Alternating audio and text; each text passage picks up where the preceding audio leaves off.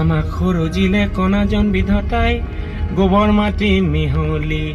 কৰিহে ধিন্দাও কুৰুলি কোবাওঁ বিহু মাৰিবলৈ যাওঁহে ধিন্দাও কুৰুলি কোবাওঁ মথুৰা হাতলৈ যাওঁহে ৰৈয়া পাতি দৈয়া চাৰিঙৰ বেহেলা ভাঙে ৰাঙি খাই যাওঁ কিলিঙৰ পানী ৰৈয়া ৰৈ নাছিলে নাচনী নাছিলে ৰৈয়া ৰৈ নাছিলে নাচনী নাছিলে